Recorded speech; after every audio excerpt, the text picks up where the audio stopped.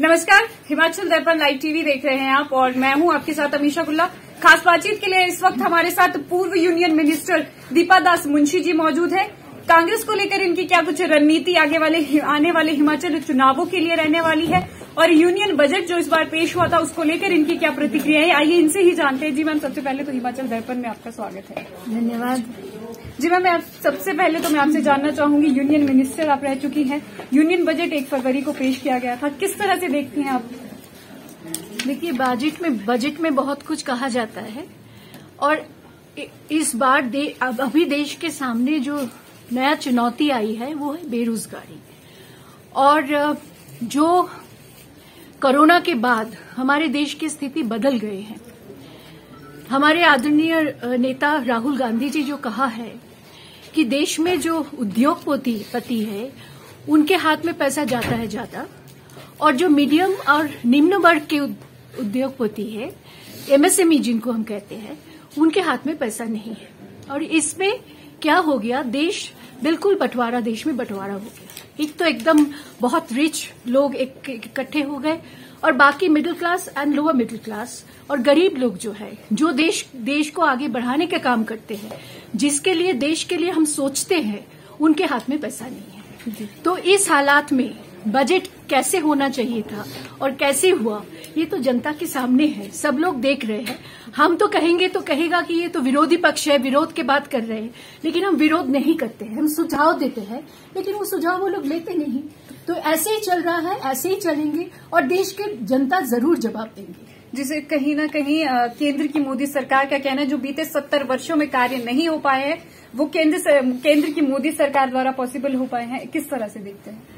70 साल में काम नहीं हुआ है और ये जो पिछले 2014 से आज तक जो काम हुआ है वो सबके सामने है। हमारे पास व्हाइट पेपर है, 70 साल में कांग्रेस देश में क्या दिया। और आज जो लोग कहते हैं 70 साल में नहीं हुआ है, उनके सामने हम लोगों की तरफ से भी बहुत सारे प्रश्न हैं। क्योंकि आज जिस बुनियाद पर आज मोदी जी सरकार बनाए हैं, वो बुनियाद कांग्रेस का देन है। देश को एक रखने के लिए, देश को यूनाइटेड रखने के लिए, देश को तरक्की के लिए आज जैसे टेलीप्रिंटर से हमारे प्रधानमंत्री बात करते हैं, ये टेलीकॉम का जो सोच था वो किसने लाया था? राजीव गांधी जी ने लाया था, कांग्रेस ने लाई थी। ये जो टेलीकॉम में हर एक गांव में हम पहुंच गए हैं, ये राजीव गांधी जी का देन है। जो देश के लिए सोचा था, नेहरू जी से लेके इंदिरा गांधी, राजीव गांधी, इवन मनमोहन सिंह जी, जो गरीबों के लिए जो 100 दिन का काम किया है, जिसके ऊपर आज ये लोग कहते हैं हम खाते में पैसा भेजेंगे। वो खाता का बुनियाद कौन दिया था? वो जो काम का, जो 100 दिन का काम का जो प्लानिंग है, जो प्रोजेक्ट है, जो सोच है, जो सोनिया गांधी और मनमोहन सिंह जी ने किए थे। तो ये सारी बुनियाद के ऊपर हमारा ही सोच, हमारा ही प्लानिंग, हमारा ही प्रोजेक्ट नाम बदल के आज जो लोग कहते हैं हम देश को आगे बढ़ा रहे हैं, उनको इतिहास से जवाब देंगे कि 70 साल में हम क्या किए हैं और वो क्या कर। कांग्रेस को टुकड़े टुकड़े गैंग का टैग भी दिया जा रहा है, किस तरह से देखती है मैम? कांग्रेस टुकड़ा तो हो ही नहीं सकता और कांग्रेस कभी टुकड़े टुकड़े का सोच भी नहीं रखते हैं। कांग्रेस सेक्युलर है, कांग्रेस देश के हित में सोचते हैं, देश को बंटवारा के सामने लड़ाई करने के लिए सोचते हैं। देश को बांटने का राजनीति कभी ना कांग्रेस किया है, न कभी करने वाला है। इसलिए टुकड़े टुकड़े गैंग बोलने से या तो उनको लगा होगा कि कांग्रेस टुकड़ा टुकड़ा हो रहा है, कहीं एक स्टेट से दूसरे स्टेट में कमजोर हो रहा है। लेकिन ये जो आने वाला चुनाव है, उत्तराखंड कहिए, पंजाब कहिए, गोवा कहिए, मणिपुर कहिए, रिजल्ट देखिएगा, फिर मैं आपसे बात करूंगी। जी मैम, 4 राज्यों के जो चुनाव होने जा रहे हैं, क्या लगता है कि कांग्रेस जीत दर्ज कर पाएगी? कितनी उम्मीद आपको है? बहुत उम्मीद है। यही तो मैंने कहा कि रिजल्ट आने दीजिए, फिर मैं जरूर मैं तो यही रहूंगी। मैं तो जिला घूमूंगी ना, आपसे मुलाकात। जी मैम, बीते दिन हिमाचल के मुख्यमंत्री जयराम ठाकुर द्वारा भी प्रतिक्रिया दी गई थी कि आने वाले पंजाब के जो चुनाव अभी होने हैं, उसमें कहीं न कहीं पंजाब में कांग्रेस की सरकार हार जाएगी, जो अभी वहां पे बनी है। देखिए, सभी लोग तो बताते रहते हैं। अब उनको ये पूछिए ना कि उपचुनाव में हिमाचल में 4-0 क्यों हुआ?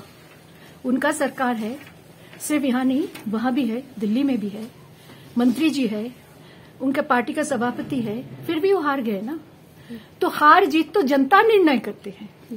हम तो कहेंगे हमारे पार्टी का मोरल आगे करने के लिए हम जो देख रहे हैं कि यहाँ चुनाव सही हो रहा है या गलत हो रहा है, हम बता सकते हैं, लेकिन हम किसी को नजरअंदाज नहीं करते हैं। इसलिए मैं यहाँ भी नजरअंदाज नहीं कर रही हूँ। हाँ, वो जनता हम लोगों को साथ दिए है, 4-0 पे हम जीत गए हैं, लेकिन हम लोग बहुत पेशेंस से काम उठाना चाहते हैं। इसीलिए मैंने मेंबरशिप के ऊपर ज्यादा आज सबको कहा कि मेंबरशिप को आप प्राधान्य दीजिए, ताकि आने वाला दिन में जितने लोग हमसे जुड़ जाए, जनता भी हमारे साथ है, उनके पास धन है, हमारे पास जनता है। जी, हिमाचल प्रदेश की कांग्रेस के कार्यकर्ताओं से भी आपने आज मुलाकात की, मीटिंग का क्या कुछ खास रहा इसके बारे में?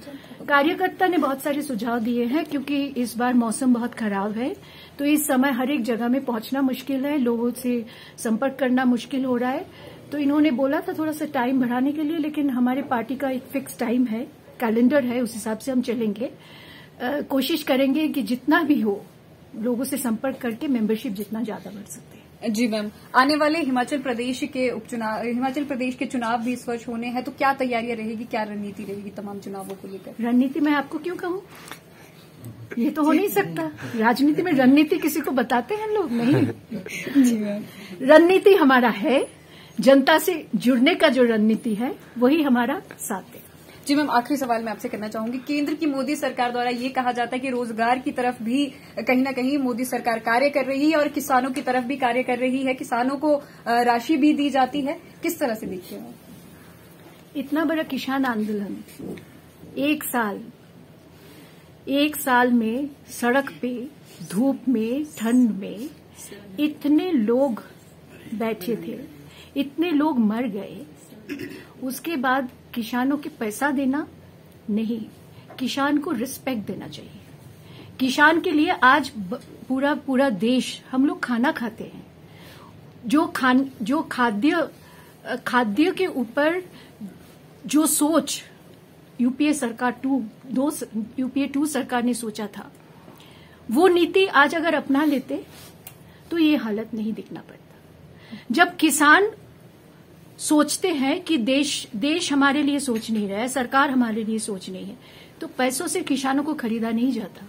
उनको रिस्पेक्ट देना चाहिए, उनको प्यार देना चाहिए, उनको मोहब्बत देना चाहिए, उनके ऊपर भरोसा देना चाहिए कि हाँ, सरकार आपके लिए सोचते हैं, पैसों से खरीदने का बात नहीं है। जी, अंत में हम चाहेंगे हिमाचल प्रदेश की जनता को कुछ संदेश जरूर दें। हिमाचल की जनता को संदेश, हिमाचल की जनता बहुत प्यार दिए हैं, बहुत प्यार देते हैं।